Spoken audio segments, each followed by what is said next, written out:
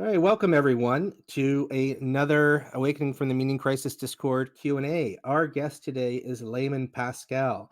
Now, normally I do a little intro, but Layman isn't crazy about intros, so I'm not going to do one today. And we are going to go straight into asking. I'm going to ask him introductory questions like I usually do, and then we'll open up questions to the audience. Again, if you could. We've got the event listening party text chat. If you could queue up your questions there, that would be great. So thank you, Layman, for being here. Terrific. Happy to be here, Brett.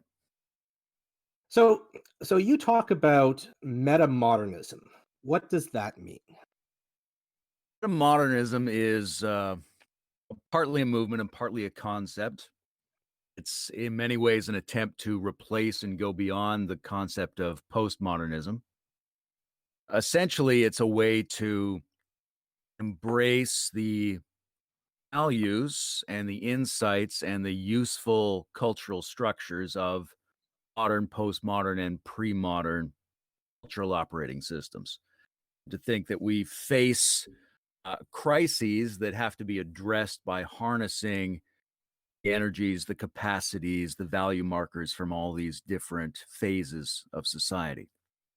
Our solutions need to draw upon things that include all of the great stuff about modernity, but also go beyond that in terms of including the things it thought it left behind that are actually vital, and also the validity of all the new pluralistic and postmodern critiques that have come along in the last 100 years. So postmodernism is a pretty controversial philosophy, I guess that's arisen in the last number of years. What's your general view on postmodernism? Because I come out of the integral theory background, I see it as the social version of a kind of cognitive developmental stage. People go into post-formal reasoning structures. Oh, the hallmark of postmodernity would just be that you have a critique of modernity, that you see it as if from the outside, that you've enfolded its structures within a larger context of some kind. The general characteristics that come out of that move along any line of intelligence, or however we want to describe the multiplistic nature of the ways in which these insights can develop, the general hallmarks are contextualism, relativity, pluralism, an attentiveness to foreground background switches. That includes things like ecological sympathies. You become aware of the significance of backgrounds. And I think overall, a very strong attunement to the need to enfold externalities. If we look at a marginalized population group, we say, well, there's a social externality that we need to fold back into the main system that we're using. Look at negative consequences of our business practices on the ecosystem. Those are externalities we need to fold back in. If we think, okay, I've been going along using my mind as if I'm a rational citizen, but I have all these other subconscious and somatic dimensions of myself, they need to be folded back into the main idea of who I am. So I think this general notion of enfolding externalities is sort of at the heart of postmodern movements. I'd like to specify that a lot of what gets called postmodernity probably doesn't meet my definition of it. You mentioned integral philosophy, and what is that? What does that term mean? That's an interesting term. It was used originally by a developmentally oriented Hindu mystic named Sri Aurobindo, but it describes a general attempt over the course of history, and much more commonly recently, an attempt to bring all the different perspectives and dimensions of our being together to some kind of more functional superstructure.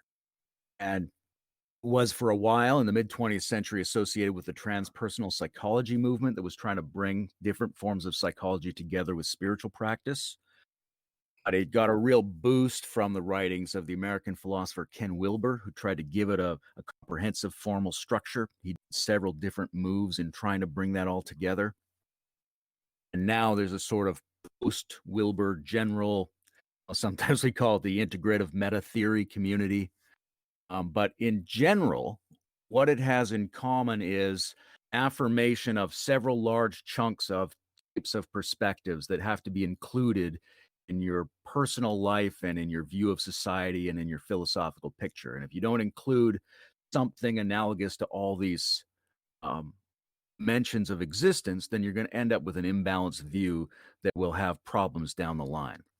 One of the things that's common in integral theory is this notion of the four quadrants. It's a standard, it's a Wilberian way of describing something more basic, where you have always subjective, intersubjective, systemic, and objective dimensions of any moment of existence, of any situation. And there's strong parallels. John Vervaeke and I have talked about the parallels between that and his four ways of knowing. You end up finding Mm. similar types of descriptive structures across many different thinkers. Wherever those thinkers are trying to integrate a large number of perspectives together, they end up with some comparable insight structures. And the total set of all those insight structures is what we call integral in general. And then you talk about non-dual theology. How does that what does that mean, and how does that work in? Non-dual theology is it's interesting because sometimes non-duality is considered to be the sort of mystical pinnacle of some of the great religious traditions. Non-duality meaning that there's ultimately a transcendence of the difference between difference and non-difference. That you you and God are both the same and not the same, so to speak. Whether we use the concept of God for that or not, you and the world are different and not different. When you look around, as they do in the Zen tradition, you find this extremely provocative, paradoxical condition. You can't really entirely say that something is separate, and you can't really say that it's the same. And when you negotiate friction between those two apparent logical opposites, you end up with transcendental experience and insight of various kinds. It's that kind of approach applied to the notion of the supreme object, entity, or self. So the theological part is extracting this dimension of theology from theological history, focusing on this apex phenomenon we might call divinity in some contexts, but also making sure that it's deeply anchored in what mystical traditions refer to as non-dual consciousness, which is specifically transcendental version.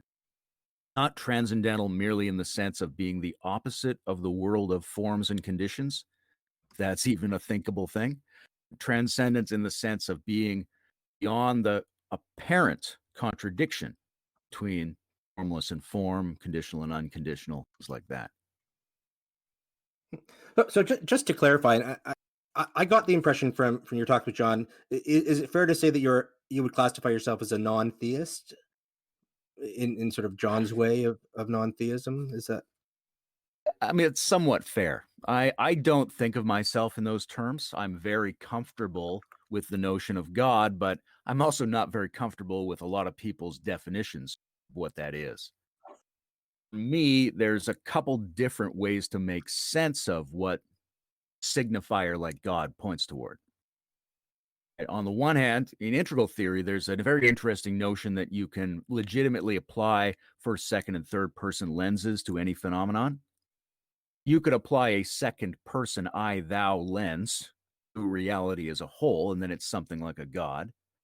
You can apply that same kind of lens, the notion that there is telos like convergence point that may be needed for the information that structures reality to feed back toward itself, and that this applies in our own lives as a moral orienting force. That's a bit abstract. I think gods are produced. I'm not theistic in the literal mythological sense, but I'm comfortable being theistic in the sense that gods are very relevant to human experience, but that they are largely a way of describing something that we do, something that we produce out of ourselves. hmm. So in I'm that very go Nietzschean in ahead. a lot of regards. Yeah. So in that context, what would how would you define spirituality? What do you mean by spirituality?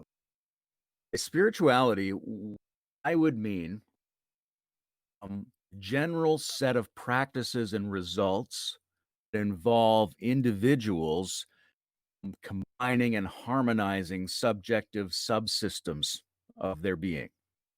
Subjective subsystems, I would mean things like mind and body. I would mean left and right brain. I would mean conscious and unconscious. I would mean perception of self and your perception of other, perception of interiority, your perception of the world, things like that. That we have a variety, a set of ways that we could analytically construct functions within ourselves that we are subjectively sensitive to. When we harness those together, right? Yoga and religio both imply a kind of harnessing and combining. And we can adequately harmonize and balance those functions, get results that are a gestalt effect, a more than the sum of those parts. We get a kind of overflow or a surplus coherent experience that can then feed back into ourselves and become an orienting factor, whether we think of it as a higher self, a higher entity, a higher energy, can establish a relationship with this extra coherence we've produced. That starts to change our lives, give us meaning, and in many ways give us access to more sophisticated capacities within our unit. That all of that is what I would mean by spirituality. So I wonder if so that was a great way of framing it, but I wonder if we could concretize it, or maybe practical. Maybe you can give an example of. Can you give an example of doing that and what it sort of, maybe, I don't know, describe this if you can, what it feels like, the perspectival approach that you're talking about there. Okay. Is that Yeah, can sure. you, Here's is a that easy classic to do? example. Many people, but in particular, a group, the Gurdjieffians, are a very interesting spiritual sect in the 20th century. They're very focused on the unification of heart, mind, and body. It's a very simple one to get a handle on. We think of the possibility, as Integral thinks of it, as of multiple developmental intelligences in a sort of Howard Gardner kind of way. Heart, mind, and body are kind of the most basic traditional way of thinking of multiple intelligences. So if you were engaged in a contemplative practice or a physical effort, but let's talk about it in terms of a contemplative practice, you're sitting there and you are tracking what's going on in terms of your sensory motor proprioception, in terms of your feeling qualities, and in terms of what seems to be going on in your mental cognition. Available to all of those things. Maybe you're moving back and forth between them, but your goal is to try to hold all of them in a relatively equal balance together in contact with each other for a long enough period of time that they start to blend on their own. And what you end up with is this additional feeling that isn't just of those three subsystems, but it's of a generalized intensity of beingness, we might call it. Very hard to find the right words to put on that. You have a sense of your own existence in an intensified, harmonized way that exceeds your normal immediate experience of who you are. Now you have this extra experience. We might call it spirit. Then you begin to relate to this experience. And you might even have spontaneous internal way of thinking about it. You might say, this is my real self. You might say, this is the presence of the Lord. You might say, this is a very interesting energy that I hope will flow in me completely and change my life a little. But you begin to have, you build up through the harmonization of the subsystems in various ways, this phenomenon, and then you work with this phenomenon. And in terms of, say, John's work on dialogue, he asked me to contribute to this anthology he's got going. A lot of what I'm trying to do is work this idea of religion and spirituality as a production into the notion of dialogue, because a similar thing happens interpersonally. Or if you're having the right kind of conversation, it's like you and the other interlocutor are the subsystems. And if you can get that flow and that balance between those systems going adequately, you'll experience an additional quality, something, it is as if something beyond the two of you starts to emerge. And you can also move into having a relationship with that emergent quality. That's sort of what spiritualizes that exchange. To me, it's the same interpersonally, roughly speaking, as it is intrapersonally.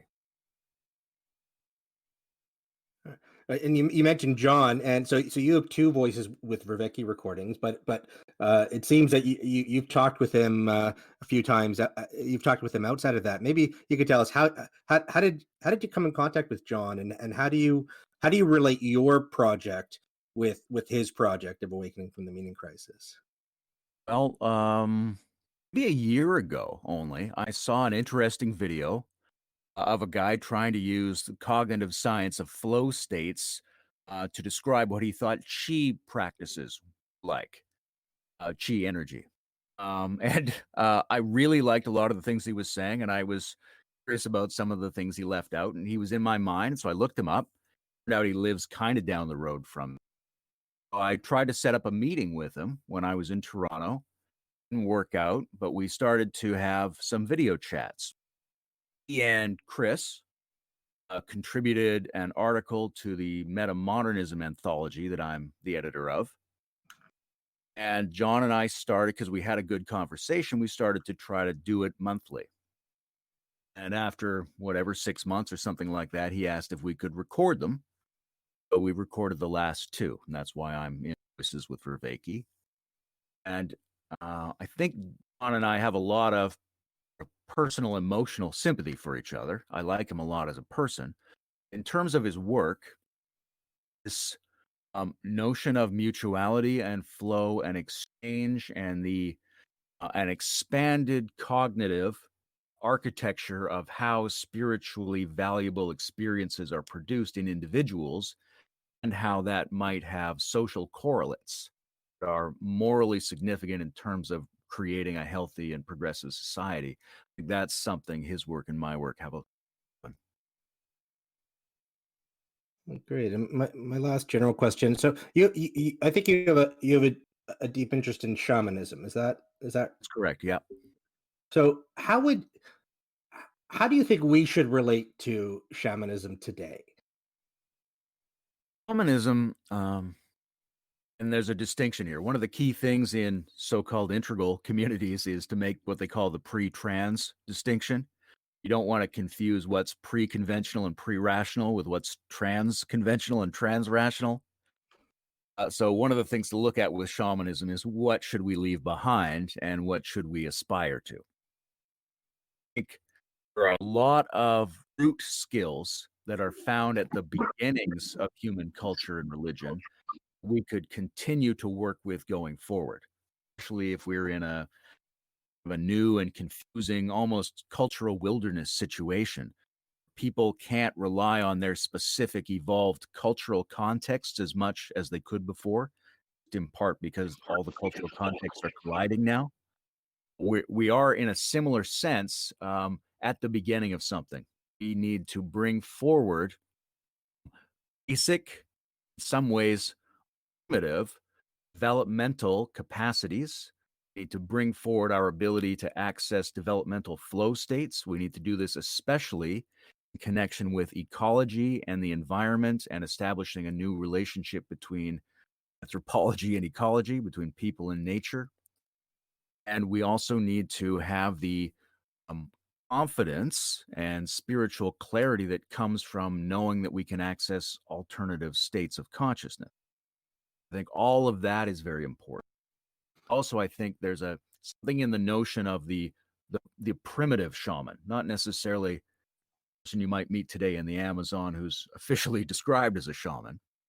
In terms of these primitive human sources of religious and spiritual power and insight and developmental technology, there's something in terms of how you actually get into these power states, access to divinity or the sacred, how you bring that back into your life, into the community, how you consecrate things.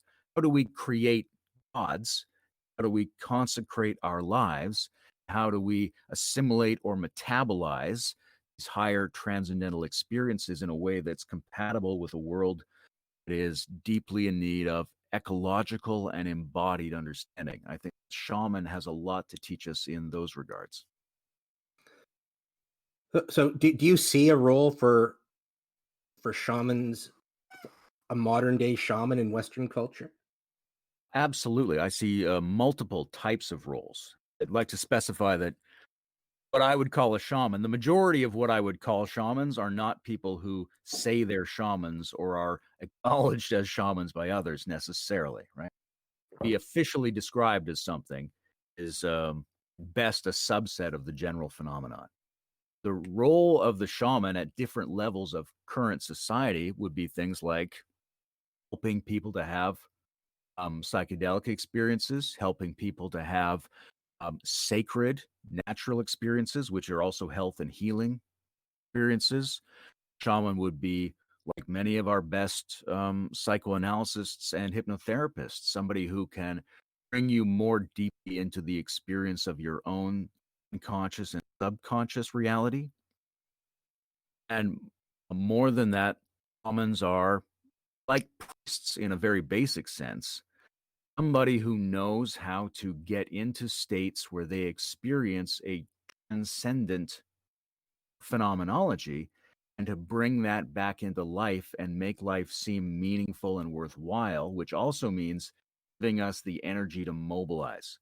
Without people fulfilling the shamanic role in some dimension, be a seemingly religious dimension, it could be a seemingly political dimension. Without those people, it's very hard for us to feel enough meaning and value to mobilize on the things we already believe to be true about the world. Great.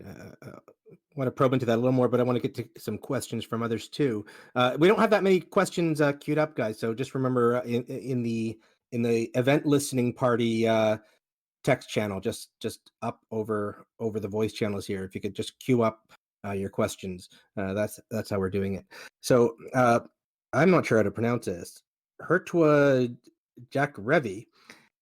How you have a question? Yes, can you hear me?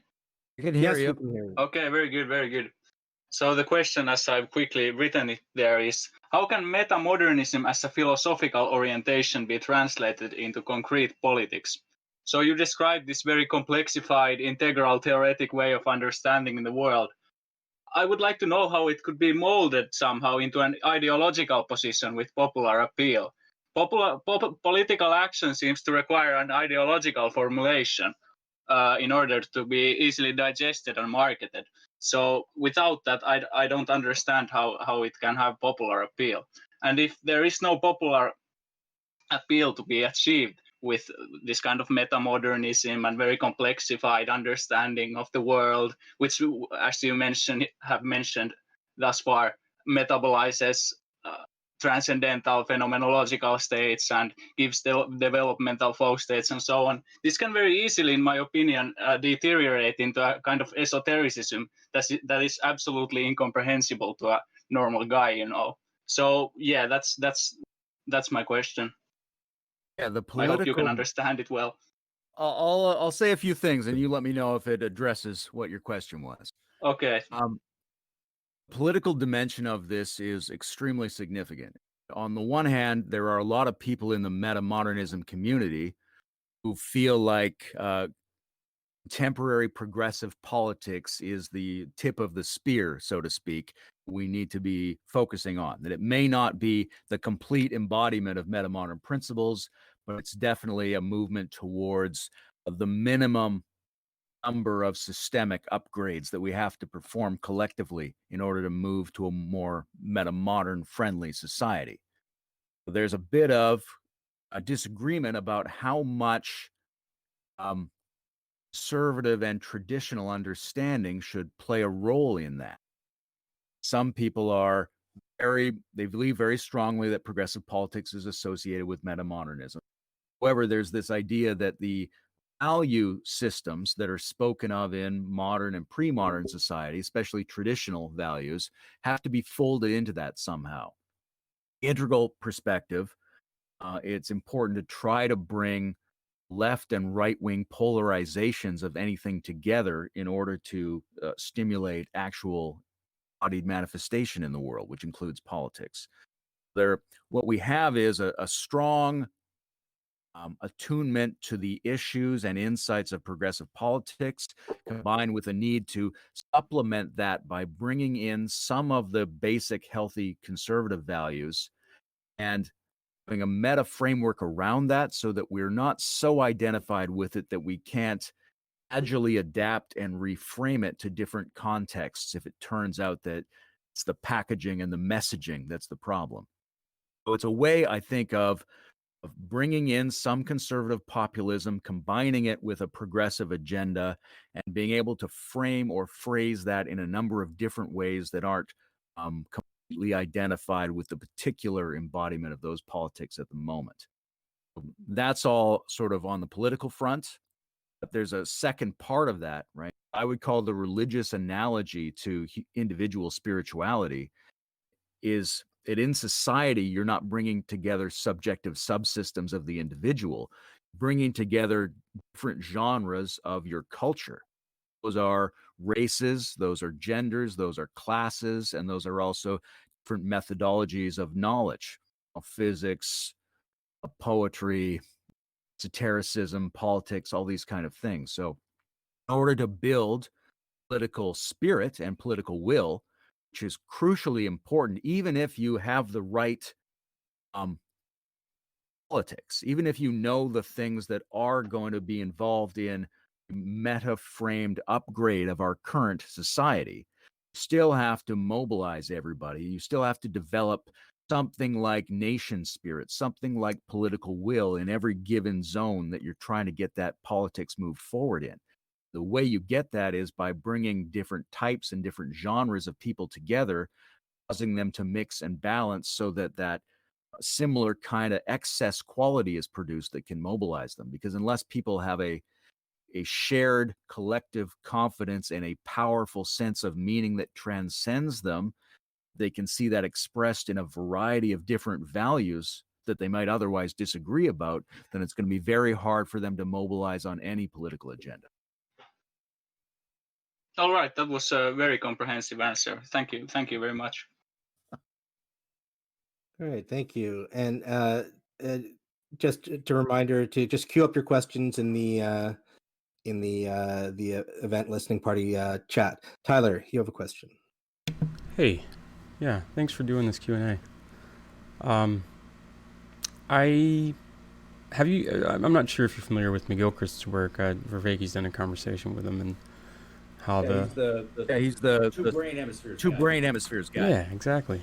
Because I very much resonate with what you're saying here and the patterns that I've been seeing in the world, and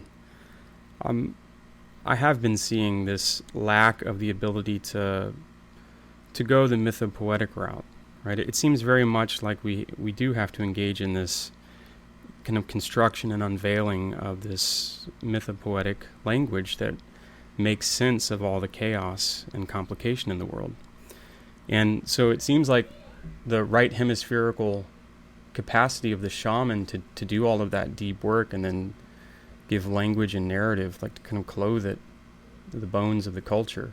I mean that sounds like a vital element. And so maybe to bring together with the point you just made, would you say then that like the shaman is in fact a vital element of politics? That there's something to the coordination of our governance that has to do with the mythopoesis? Absolutely. And for good or ill, because not every shaman is benevolent as far as the village's needs are concerned, right? You might even say that someone like Trump is, we could mythologically characterize him as a dark shaman, where he seems to work with irrational and nonlinear currents that operate outside of the reasonable and systemic structures that we've set up. That is part of what every shaman has to do to some degree. If we go way back, we find this, there's an odd parallelism between the chief and the shaman. The chief seems to organize the more upfront aspects of village life. The shaman has an ability to read and direct popular spirit through aspects of human psychology that are often irrational and nonlinear, which is where he specializes. Those aspects are, over the course of history, often the ones that move us. the percentage of our mind that is available to us to inspect consciously as if it were coherent, is certainly not the greater part of our mind. We don't know what percentage it really comprises. There's an enormous wealth of not only unconscious information and insight in each person and in each group of people. There's also this awareness we have out of the 20th century in terms of complexity and chaos science that a vast percentage of the possible patterns that are computationally available in reality are nonlinear patterns. They wouldn't make sense to us even if we inspected. We need to be able to work with those things even if we can't see how they make sense. An ability, the shaman works on an ability to operate with nonlinear patterns, many of which are nested in that right brain hemisphere and in what we call the unconscious. He has to be able to upgrade those, work with them, assimilate them, recognize them in people, call out to them. If that's what empowers individuals and groups of individuals in their lives, that's a primary area of concern for our politics. We can't fall into the trap of thinking that what we consciously recognize ourselves and in the verbal statements of politicians is strongly indicative of what we really mean and what's really going to happen. There's this whole other area of our understanding and our action that has to come into play if we want to make any real change. And if a figure can't demonstrate that they can tap into that, and in some ways to stand outside of or with one foot in each of the conscious and unconscious domains, it's not only very hard for them to access those energies, it's hard for people, for the villagers, for all of us to trust that that person can perform the miracle, so to speak, of substantially upgrading the systems that we're embedded in. Fantastic. Thank you. You mentioned Trump as a negative modern day shaman. Do you have an example of someone we could look to who you would call a positive modern day shaman that we could watch and key into? Well, it would be different in each different area of life. If we wanted to look just at politics, we find an awful lot of negative examples. But certainly Bernie Sanders did pretty well in sort of being a lightning rod. It called out to a distributed, energetic interest in many people, right? Many people have this resonant feeling about him still. Also, some of the other people associated with that ticket. I think, Cornel West gets close to it sometimes. One of the problems that we faced is that very often the most sympathetic, intelligent, and well-intentioned and well-reasoned people have the most difficulty in getting into these dubious and nonlinear dimensions. If you're someone who doesn't actually care very much and isn't actually that rational a person, you may have an advantage exploring these domains and exploiting them. Someone who's very aware of what needs to be done, is a very cogent person, is very sympathetic in the right ways, that person may have a lot of energy expenditures and a lot of personal reluctance to go into the craziness that's necessary in order to tap some of these archaic and ongoing dimensions. I think we need to generate a new spirit of requirement for progressive political leaders. We want them to be empathetic, we want them to be reasonable, but we also want them to be something more than that. We want them to be able to tap into what spiritual and religious traditions have always tapped into. We want them to call out to transformative and higher powers, even if those powers are unconscious, they're unreasonable to us on their face. And what about in the spiritual aspect? Is there somebody you would point to as a modern day shaman? Yeah, I mean, lots of them. I just talked, I don't know if you know Jose Ferrer, American, Spanish, theorist of participatory spirituality. I spoke to him in Barcelona a couple of weeks ago. He really is not only theorizing, but also trying to work with and embody a lot of these different practices. Does really well. To some degree, John Vervaeke is fulfilling a role like that. He's not just being a scholar, and he's not just being a Buddhist meditation teacher. He's also trying to bring forth embodied, distributed, and also non-conscious dimensions of experience to see how they could change people and maybe change the society. I think we see a lot of these characters coming out of or half out of academia. We see a lot of them coming out of or half out of traditional spiritual dimensions of existence. A lot of the great and often controversial gurus, we might call them, of the 20th century. Look at people like Rajneesh Narida and Chogyam Trungpa and people like that. That there's not only a great wealth of spiritual knowledge there, but there's a very primitive, controversial, ambiguous sense that they're trying to navigate a range of other powers and bring them forward into the social and kind of space.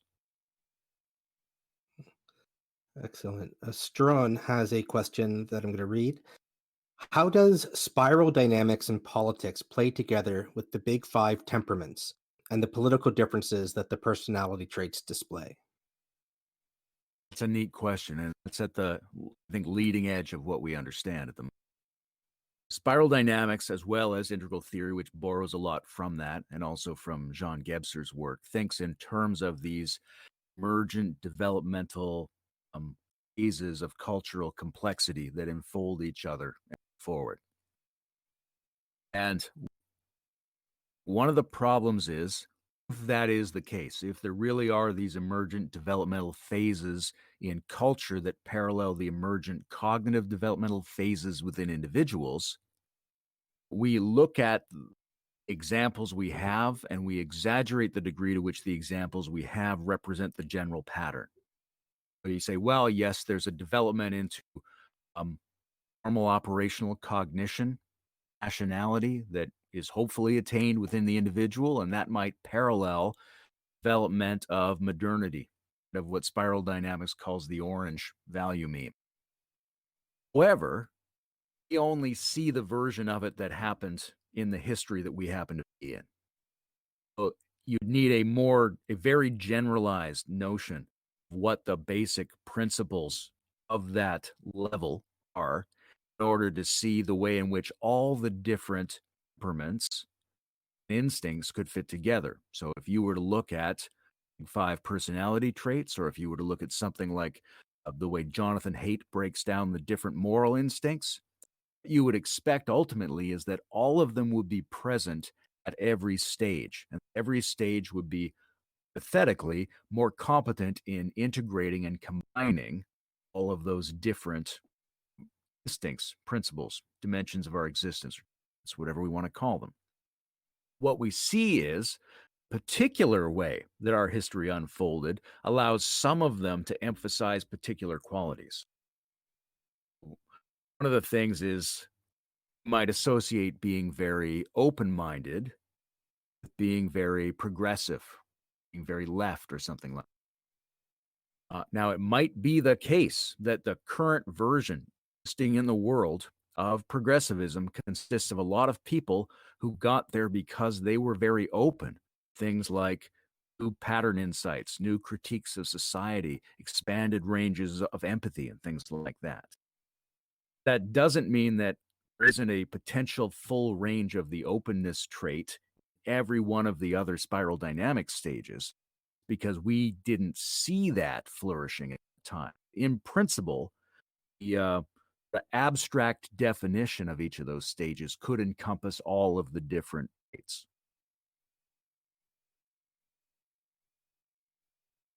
Thank you. Kadai has a question, which I'm also going to read. What do you think of the potential for VR, AR, and things like Pokemon for affording motivation for ecological care and integral animism? How would you advise those interested in ecological shamanism to develop in the necessary capacities? I think there's a lot of potential for virtual and augmented reality to reinvigorate a shamanic approach to reality. There's a lot of similarity between, sitting down and putting the goggles on, so to speak, and sitting around the visionary fire.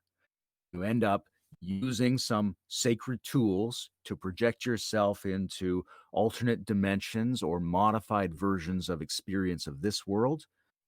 You have a different relationship with your body. You're able to engage in different apparent communicative acts with different types of beings. All of that kind of magical theater of embodied but trans-bodily existence in realms that are adjacent to normal perception. All of that is shamanic theater. And I think when you reactivate the shamanic circuitry of our brains, we presumably had Paleolithically in order to give rise to shamanism in the first place, I think you're in a very good position to start looking around from those patterns, from the kind of circuitry that you boot up those experiences, and seeing nature in a different way, seeing your choices in a different way, having a different kind of relationship to objects as well as organisms.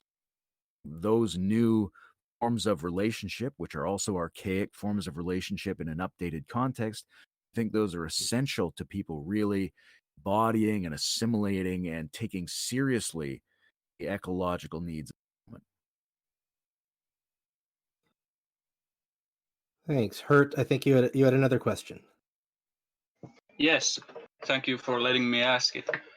So in this politics that you've very well articulated here so far, that as I've understood it, fits the conservative temperament into more present-day progressivism, do you think that it is compatible with techno-capitalist incentive structures? So I would add here that Marshall McLuhan, I think you've read him very thoroughly, had this notion of the medium being the message. Now, I think it's unquestionable that the medium of our time for social communication is social media. And the message very much seems to be furious anger and political polarization, which has its roots in the capitalist incentive structures. So how would you see this meta-modern politics? Is it compatible with techno-capitalist incentive structures, in your opinion? Fundamentally, no. I would say it's not compatible.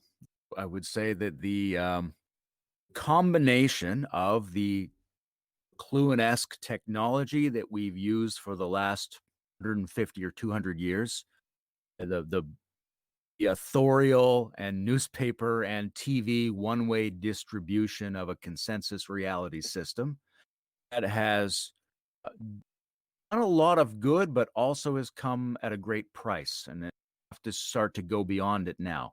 And I think everybody who adapts to new, more complicated social communication tools, such as the internet, is available to tap into an upset that was simmering all the time to the previous, let's say, modern, liberal, one-way communication system that we have, and which is still largely in charge, and which has a good version and has a bad version. One of the things about developmental psychology is there's a healthy and an unhealthy version of everything, right? There's a good and a bad version of archaic culture. There's a more and a less healthy version of traditional culture. It's the same with modern culture, which gives rise ultimately to this modernist techno-capitalism. There's a healthy version that does pretty good and an unhealthy version that goes astray and leads to degeneration.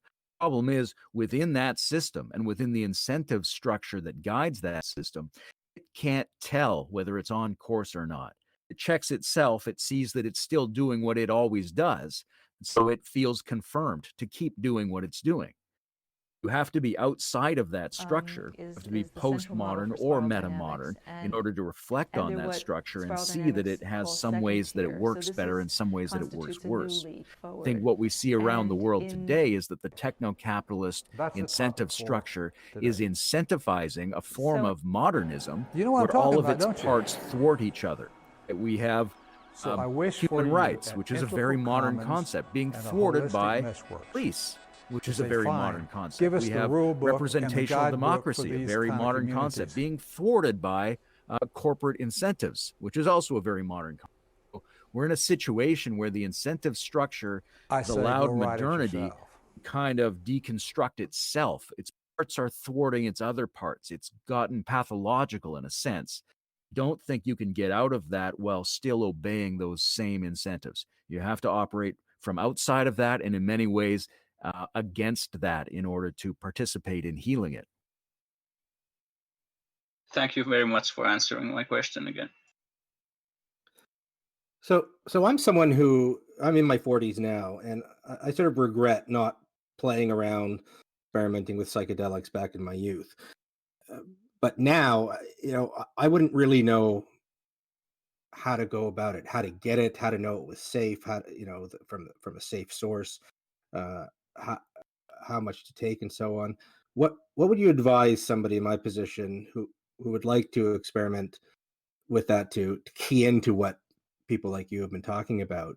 Uh, Well, if you wanted to get into psychedelics, your best bet is to try to find some individuals or some communities that are doing it regularly, because they are going to have access to sources of these substances that are pretty safe. Otherwise, they would have noticed already it's toxic.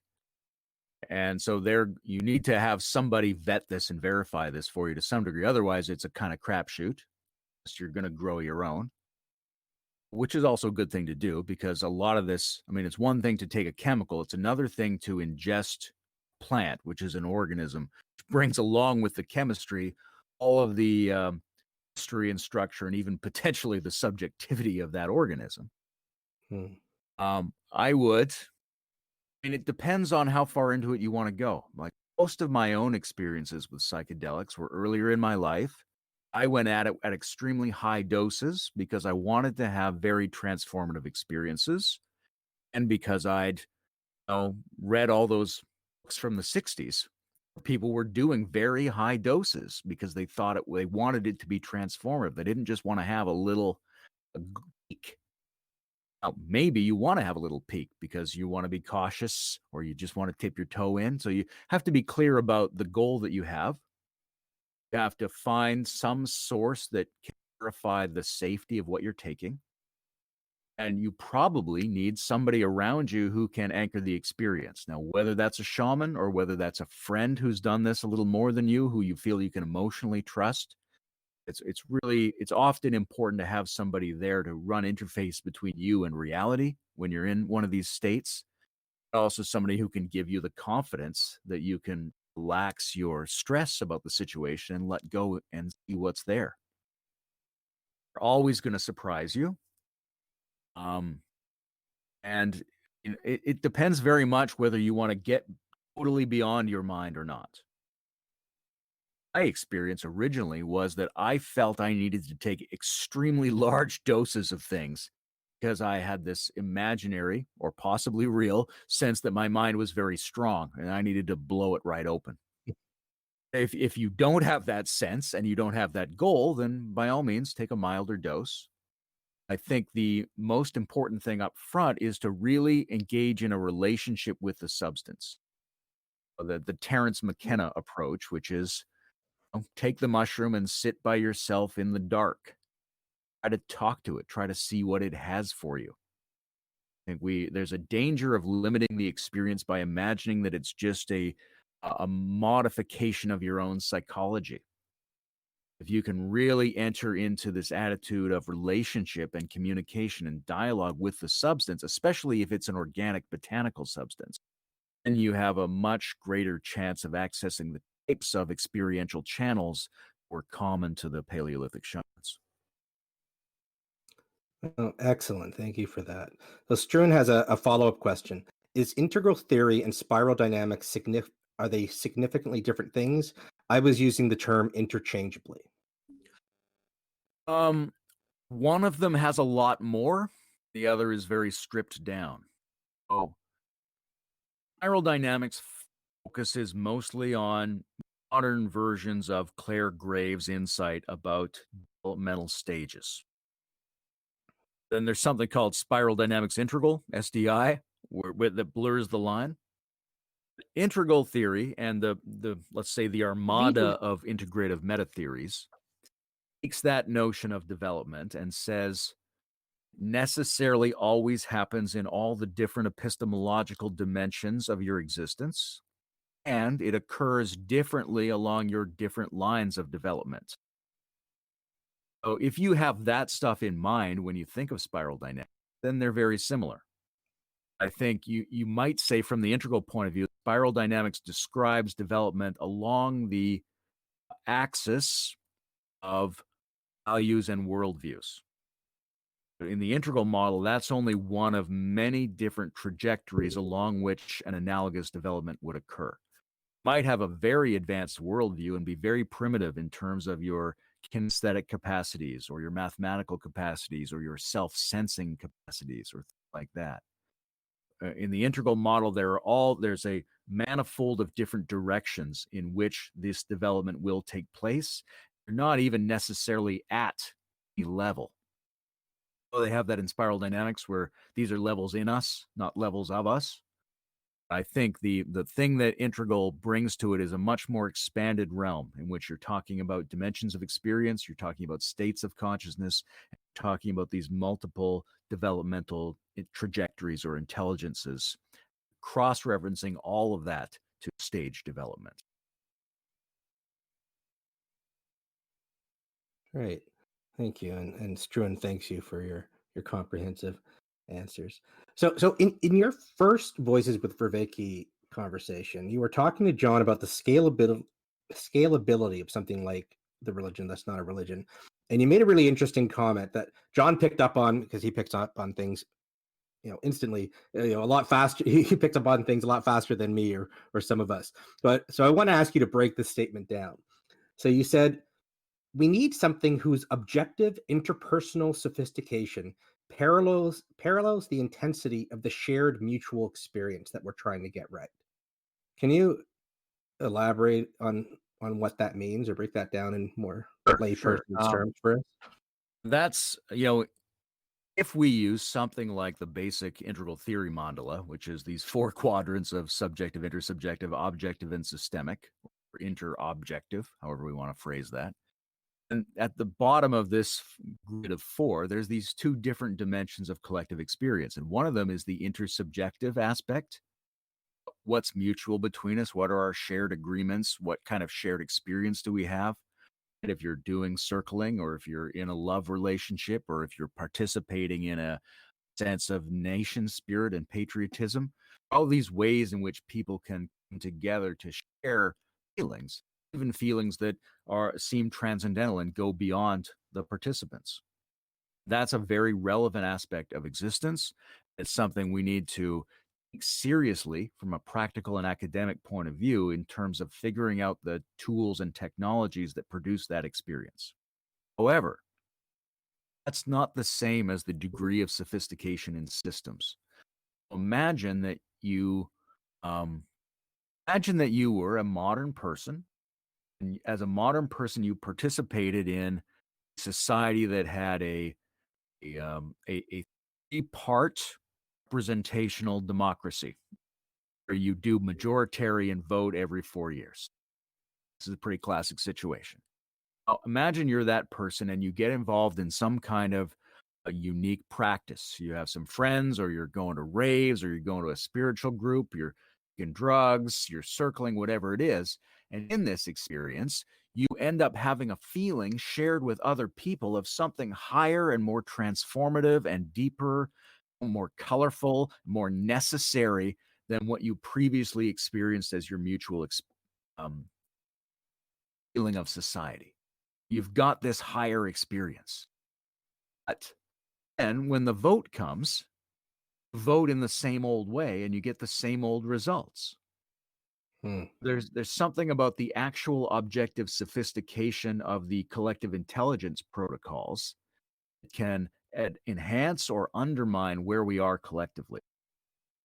Know that there are ways of compiling interpersonal intelligence that are successful even if people don't feel very good about them. If you've ever seen an episode of Dr. House, MD, right, that was an example of a team that got really good objective results without necessarily feeling a lot of intersubjective union. On the other hand, you have a lot of people who go into intersubjective communion events, They come out of it, and not only is nothing really changed in their life from that experience, because they continue to participate in the same political and economic and social and domestic systems, they basically operate exactly the same as if that experience had not occurred. We know things like a secret ballot, right? That's an objective measure to increase collective intelligence, because we know if other people can see your vote, your brain cannot help but calculate the social consequences, the risk and reward of having people see your vote. That short circuits your ability to express your conscience. It's very disturbing in some ways that all our houses of parliament, all our legislatures are done with this majoritarian exposed vote. We know about voters that they have to have a sense of privacy, or they can't really bring forth how they feel about that vote. The reason we installed this secret ballot was because we understood it sabotages a person's ability to add their intelligence into the collective intelligence. That sabotage, you could have a great time. You could really feel you're on the same page with everybody, and you'd still get relatively less intelligent, objective outcome of that collective event if you didn't have secret ballot. And if you did have secret ballot, you'd get an objectively superior outcome in terms of being able to harness more people's intelligence, what we should do. There's one side of this is tinkering with the actual procedures of how we elicit and combine our intelligence. The other side of it is tinkering with and advancing the procedures by which we feel ourselves to be in common with. Either one of those can happen without the other one. We have to try to bring them together, but we have to be aware of the fact that they can happen independently. One doesn't necessarily give you the other. So that's interesting.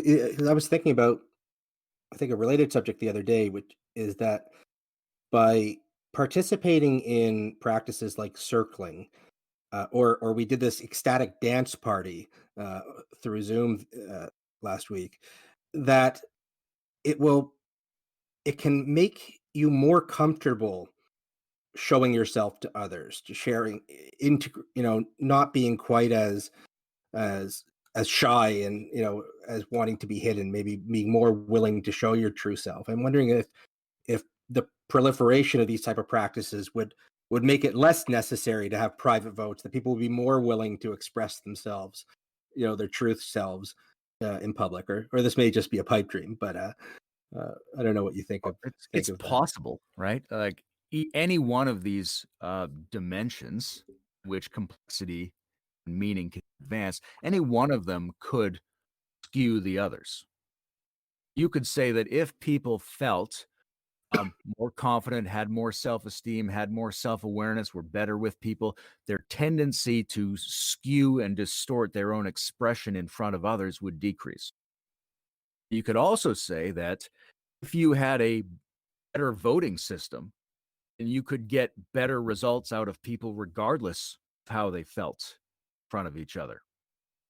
Each one of these zones has to be treated quasi-independently. Each one has to be understood to be something that can influence the others. There's a lot of crossover. Excellent. So well, this hour has just flown by. I'd just like to ask you so you're involved with the Foundation for Integral Religion and Spirituality and the Beyond Interfaith project. I was wondering if you could just tell us a little bit about that, about those. Well, the Beyond Interfaith project, which actually I have been involved with for a year or two now since I moved, but it was an attempt to set up in a variety of different communities way of bringing people together so that they could get a collective read on what was going on spiritually for them. Interfaith is usually considered to be between people of different faith traditions. We called it Beyond Interfaith because we wanted to involve people who don't feel like they're part of a faith tradition. We also wanted it to be a space of emergence where people were ready to be surprised by what was coming up for themselves and others rather than constrained into language and anticipations of their faith traditions. Foundation for Integral Religion and Spirituality was set up some years ago to try to provide an integral certification for religious officials, priests, for example, of different faiths, And that organization was, succeeded for a while and fell apart. And then Bruce Alderman, who was the chairman of it, invited me to come in and be the co-chair. We've been trying to set up events and sponsor things. We've had a particular emphasis on what he and I both love, which is post-metaphysical spirituality. So we've been trying to back and encourage people to write and post content on that subject, try to get different things like the Integral Review. We got a special edition of that devoted to post-metaphysical spirituality. It's become a little bit more of a philosophical enterprise than it was a few years ago. We're hosting events and things like that. I'm also involved with Bruce's project called the Integral Stage, where he's been trying to move away from articles, essays, and books and toward podcasts and videos and things like that. And we felt like the action, the real action is the community, right? Real action is not a specific author or authority or somebody's version of a philosophy that we want to interact with. That's important. You want to pick those things up. But real action is everybody in the community and what are they working on and how do they get to know each other. Bruce started doing a variety of themed topics, like what's an integral approach to psychedelics, what's an integral approach to UFOs, what's an integral approach to Satanism, what's an integral approach to Christianity. And I would often contribute, but pretty soon I was asked to host a number of series. So I've been doing one on integral and meta-modern podcasters of various kinds. I've been doing one on spiritual transmission, talking to different spiritual teachers and psychologists on that subject. Just trying to get a lot of really good higher level conversations going because we feel like that's where the transformation is coming forward and from any particular expert. So where can we find these conversations, this podcast? Well, you can look it up on YouTube or you can look it up on Facebook. If you just look up Integral Stage, you'll probably find one of its tentacles somewhere. Sure. Sorry, you broke up there. If you just look up Integral, you look up Integral Stage on Integral Stage. YouTube or Facebook, you'll find one of its tentacles. Like you find a video that has nothing to do with me. If you follow the leads, you'll find a bunch of my stuff and a bunch of other great stuff from other people. I think John has an interview on our Future Faces of Spirit series, as do I. So there's a lot of ones that I host, and there's a lot that I participate in, and there's a lot of other great content as well. Oh, and we just had one more question pop up. Did you have time for one more? Sure, go for it. Yes, Gartham, go ahead. Yes, hello. And how familiar? Sorry, I have to have a follow-up question. How familiar are you with John Vervaeke's project with the religion that's not a religion? I would say I'm fairly familiar with it, but in a kind of colloquial way. That most of my experience of it is from talking with John, rather than from being officially involved in any project or working on it. So, if you mean something very specific, not sure, but I'm pretty comfortable with John and my discussions on that subject. Also with Jordan's discussions with John on that topic. Okay. I think I should be able to still ask this question. So something that I've been thinking about is the progressive and the non-progressive ways and how they've been active nowadays. So the progressive perspective is that we need to be moving forward. It's literally progressive. But then some basically a counter to that is the part of the problem with being progressive is that you fail to see the humanity that's been ever present throughout history. And so something I've been thinking about is in the religion that's not a religion, how do you facilitate learning that humanity that has always been present throughout history? So capturing that that humanity question that I guess a lot of more traditional people will tend to argue. I think there's two immediately apparent strategies to me. And the first one is getting into good conversations with people who respect traditional values and mythopoetic content. For all of his problematic aspects, Jordan Peterson has done a really good job of trying to be a champion of traditional and mythological knowledge structures. He's not alone, right? Campbell and Jung and those people were doing that back in the day. It's still going on. And if you can listen to or get into conversation with people who are trying to bring an updated, which is to say philosophically and scientifically progressive mindset to an appreciation of the heuristic and often nonlinear information value of these inherited knowledge structures, you're in a pretty good position to start bringing it in. The other thing is you have to mix with people who aren't like you. You have to go to churches. You have to deal with people. You have to try to form some kind of human relationship with people who do value those things so that you can learn how to bring them into yourself. As long as you continually only speak with and have lunch with and see people who are of your type, whatever that type is, socioeconomically, racially, philosophically, and be cut off from the general mixture of human values that need to be incorporated into anything, and that includes progressive politics. All right. Thank you very much. I do appreciate that. Well, thank you so much, Layman. This has been fantastic. This is really interesting. I could go on forever asking questions about shamanism, but thank you. Really appreciate you being here. We'd love to have you back anytime, and would love, hopefully this community, we've been growing this community. I would love to have you or your community integrated into ours, and just wanted to really thank you for this. I appreciate that. I like what you're working on, and I can see ways that these different communities could integrate, and I would love to come back and do this again sometime.